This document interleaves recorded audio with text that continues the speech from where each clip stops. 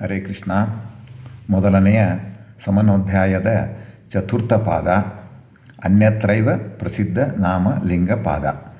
ಈ ಪಾದದಲ್ಲಿ ಪರಮಾತ್ಮೇತರ ವಸ್ತುವಿನಲ್ಲಿಯೇ ಪ್ರಸಿದ್ಧವಾದ ನಾಮಲಿಂಗಾತ್ಮಕವಾದ ಅನ್ಯತ್ರೈವ ಪ್ರಸಿದ್ಧ, ಬೇರೆಯಲ್ಲಿ ಪ್ರಸಿದ್ಧ ಶಬ್ದಗಳು ಪರಮಾತ್ಮನಲ್ಲಿ ಸಮನ್ವಿತವಾಗುತ್ತವೆ.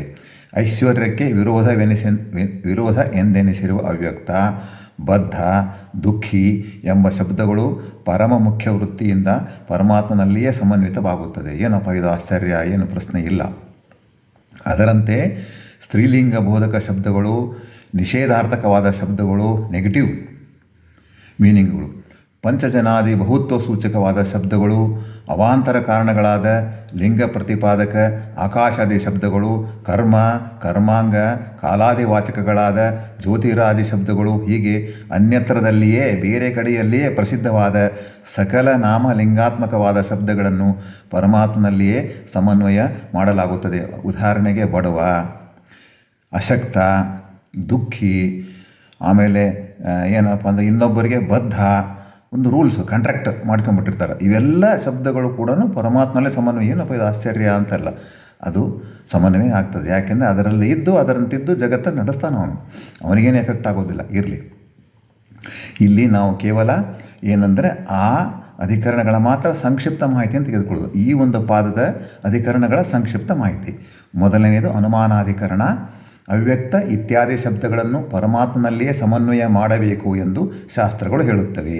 ಅವ್ಯಕ್ತ ಆನಂದ, ಆನಂದ ಮತ್ತು ಪರಮಾನಂದ, ಅಕಾರ ಮೊದಲು ಕ್ಷಕಾರಾಂತ ಈ ಮಹಾವರ್ಣಗಳೆಲ್ಲ ಸ್ವಾಮಿಯಾದ ವಿಷ್ಣುವಿನ ನಾಮವೆಂದು ತಿಳಿ ಎಂದು ವಿಜಯದಾಸರು ಹೇಳ್ತಾರೆ. ಇಲ್ಲಿ ಈ ಅಧಿಕರಣಗಳ ಅರ್ಥ ಬರೋ ಹಾಗೆ ದಾಸರು ಅನೇಕ ಕೋಟಿಂಗ್ ಕೊಟ್ಟಿದ್ದಾರೆ. ಅದನ್ನು ಇಲ್ಲಿ ತೋರಿಸ್ತಕ್ಕಂಥ ಒಂದು ಪ್ರಯತ್ನವನ್ನು ಮಾಡ್ತಾ ಇದ್ದೀವಿ. ಯಾಕೆಂದರೆ ನಮ್ಮದು ಹರಿದಾಸ ಸಾಹಿತ್ಯ ವಿದ್ಯಾಲಯ ಇರೋದು 1997 ಪ್ರಾರಂಭ ಆದಂಥ ಹಳೆಯದಾದ ವಿದ್ಯಾಲಯ. ಕಾಲೇಜು ಮತ್ತು ಯೂನಿವರ್ಸಿಟಿ ಮಾದರಿಯಲ್ಲಿ ವಿಷಯವನ್ನು ತಿಳಿಸಿಕೊಡ್ತಕ್ಕಂಥ ಕಾರ್ಯಕ್ಕಾಗಿ ಪ್ರಾರಂಭ ಆಗಿದ್ದು. ಎರಡನೆಯದು ಜ್ಯೋತಿರುಪಕ್ರಮಾಧಿಕರಣ. ಜ್ಯೋತಿಷ್ಠೋಮಾದಿ ಯಜ್ಞಗಳು ಇತ್ಯಾದಿಗಳಲ್ಲಿ ಪ್ರಸಿದ್ಧವಾದ ಶಬ್ದಗಳು ಪರಮಾತ್ಮನಲ್ಲಿಯೇ ಸಮನ್ವಯ ಆಗುತ್ತದೆ ಎಂದು ಪ್ರಮಾಣ ಮಾಡಿ ತೋರಿಸಲಾಗಿದೆ. ಜ್ಯೋತಿರೂಪಗೆ ಪ್ರತಿಮೆಗಳು ಸಾಂಕೇತಿಕಾರೋಪಿತ ಸುಪೌರುಷ, ಧಾತು ಸಪ್ತಕ ಧೈರ್ಯ ಶೌರ್ಯಾಧಾರ್ಯ ಚಾತುರ್ಯ, ಮಾತುಮಾನ ಮಹತ್ವ ಸಹನ, ಸುನೀತಿ ನಿರ್ಮಲ ದೇಶ ಬ್ರಾಹ್ಮಣ, ಭೂತ ಪಂಚಕ ಬುದ್ಧಿ ಮೊದಲಾದೊಂದ್ರಿಯ ಸ್ಥಾನ. 24ನೆಯ ಬಿಂಬ ಪ್ರತಿಬಿಂಬ ಸಂಧಿ ಹರಿಕಥಾಂಸಾರದಲ್ಲಿ ಇದರ ವಿವರಣೆಯನ್ನು ಕಾಣ್ತೀವಿ ನಾವು. 3ನೆಯ ಸಂಖ್ಯೋಪ ಸಂಗ್ರಹಾಧಿಕರಣ. ಬಹುತ್ವವಾಚಕಗಳಾದ ಪಂಚಜನಾದಿ ಶಬ್ದಗಳು ಪರಮಾತ್ಮನನ್ನೇ ತಿಳಿಸುತ್ತವೆ. ಏಕೆಂದರೆ ಪರಮಾತ್ಮನಿಗೆ ಬಹುರೂಪಗಳಿವೆ. ಪ್ರಾಣಸ್ಯ ಪ್ರಾಣನು ಅಂದರೆ ಮುಖ್ಯ ಪ್ರಾಣನಿಗೆ ಪ್ರಾಣನು ಶ್ರೀಹರಿಯೇ. ವಿಶ್ವರೂಪ ದರ್ಶನಾದಿ ಕಾರ್ಯಗಳಿಗಿದುರು ವಿಶ್ವನಾಮಕ ಶ್ರೀ ಗೋಪಾಲ ವಿಠಲನ ಭಜಿಸು. ಜಗಜ್ಜನ್ಮಾದಿ ಕಾರಣ ಗೋಪಾಲ ವಿಠಲ, ನಿಗಮಗೋಚರ ಅಘಶೂನ್ಯ ಪಾವನನೇ, ಕಾರಣತ್ವೇನ ಆಕಾಶಾಧಿಕರಣ. ಆಕಾಶ ತಿಷ್ಠನ್ ಇತ್ಯಾದಿ ಶ್ರುತಿಗಳು ಪರಮಾತ್ಮನಿಗೆ ಆಕಾಶದಲ್ಲಿ ಸ್ಥಿತಿಯನ್ನು ಹೇಳಿರುವುದರಿಂದ ಆಕಾಶ ಶಬ್ದವಾಚನು ಶ್ರೀಹರಿ ಆಗಿರುವನು. ಜಲಧರಾಗಸದೊಳಗೆ ಚರಿಸುವ ಹಲವು ಜೀವರ ನಿರ್ಮಿಸಿದ ನರುಳು, ಸಜಾತಿ ವಿಜಾತಿ ಸಾಧಾರಣ ವಿಶೇಷಗಳ ತಿಳಿದು ತತ್ತ ಸ್ಥಾನದಲ್ಲಿ ವ್ಯಗ್ಗಳಿಸಿ ಹಬ್ಬಿದ ಮನದಿ ಪೂಜಿಸು. ತಲವ ವ್ಯಾಪ್ತನ ರೂಪಗಳ ನೋಡುತ್ತಲೇ ಹಿಗ್ಗುತ್ತಿರು. 5ನೇ ವಿಭೂತಿ ಸಂಧಿ ಹರಿಕಥಾಮೃತ ಸಾರ. ಅಕಾರ ಮೊದಲುಗೊಂಡು ಕ್ಷಕಾರ ಪರ್ಯಂತ ಎಲ್ಲ ಹರಿನಾಮ ಎಂದವಗೆ ಆನಂದ, ಆನಂದ, ಆನಂದ ಮತ್ತು ಪರಮಾನಂದ ಅಂತ ವಿಜಯದಾಸರು ಹೇಳಿದ್ದಾರೆ.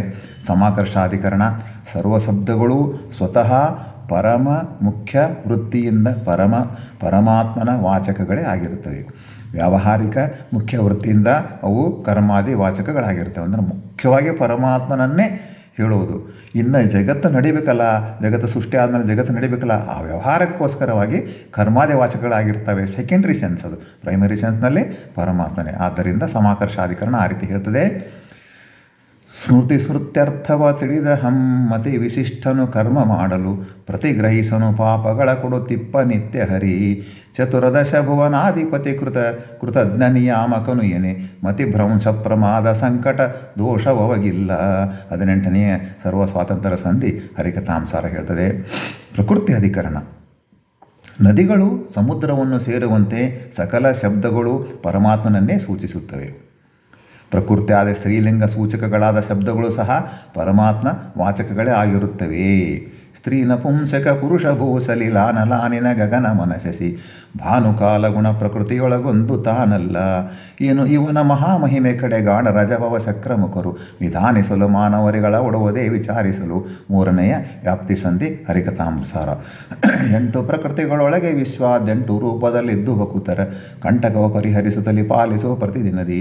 ನೆಂಟನಂದದಿ ಎಡೆಬಿಡದ ವೈಕುಂಠ ರಮಣನು ತನ್ನವರ ನಿಷ್ಕಂಟಕ ಸುಮಾರ್ಗದಲ್ಲಿ ನಡೆಸುವ ದುರ್ಜನರ ಬಡಿವ. 11ನೆಯ ಸ್ಥಾವರ ಜಂಗಮ ಸಂಧಿ ಹರಿಕಥಾಂಸಾರ. 7ನೆಯ ಏತೇನ ಸರ್ವೇ ವ್ಯಾಖ್ಯಾತಾಧಿಕರಣ. ಅಸತ್ ಶೂನ್ಯ ಮುಂತಾದ ನಿಷೇಧಾರ್ಥ ಶಬ್ದಗಳು ಪರಮಾತ್ಮ ವಾಚಕಗಳೇ ಆಗಿರುತ್ತವೆ, ಏಕೆಂದರೆ ಅವೆಲ್ಲವುಗಳು ಪರಮಾತ್ಮನ ಅಧೀನವಾಗಿರುವುದರಿಂದ. ಶೂನ್ಯಮೇವಚ ಅಣುಭಾಷ್ಯ. ಈ ವಿಧದಿ ಸ್ವಾತಂತ್ರ್ಯವ ದೇವ ಮಾನವ ದಾನವರೊಳು ರಮಾವಿನೋದಿ ಭಾಗ ಮಾಡಿಟ್ಟಲ್ಲೇ ರಮಿಸುವನು. ಮೂರೊಳಗಿದ್ದವರ ಕರ್ಮವ ತಾ ವಿಕಾರ ಗೈಸದಲ್ಲಿ ಕಲ್ಪಾವಸಾನಕ್ಕೆ ಕೊಡುವನಾಯ ಅನಾಯಾಸ ಅವರವರ ಗತಿಯ. 17ನೆಯ ಸ್ವಗತ ಸ್ವಾತಂತ್ರ್ಯ ಸಂಧಿ ಹರಿಕಥಾಂಸಾರ.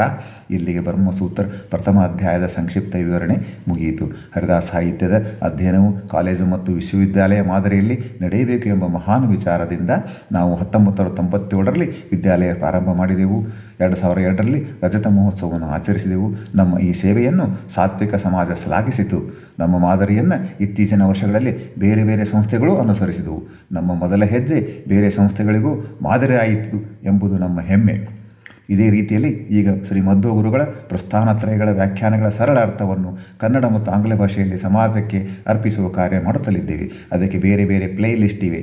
ಬೋರ್ಡ್ನಲ್ಲಿ ಸಾಫ್ಟ್ ಕಾಪಿ ತೋರಿಸುವುದರಿಂದ ಅರ್ಥ ಮಾಡಿಕೊಳ್ಳಲು ಸಹಾಯ ಆಗುವುದು. ಸಮಾಜವು ಇದನ್ನು ಸ್ವಾಗತಿಸುವುದು ಎಂಬ ನಂಬಿಕೆ ನಮ್ಮದು. ಹರೇ ಶ್ರೀನಿವಾಸ. ನಾನು ಪರಶುರಾಮ್ ಬೆಟ್ಟಿಗೇರಿ. ಹರೇ ಶ್ರೀನಿವಾಸ, ಹರೇ ಶ್ರೀನಿವಾಸ, ಹರೇ ಶ್ರೀನಿವಾಸ.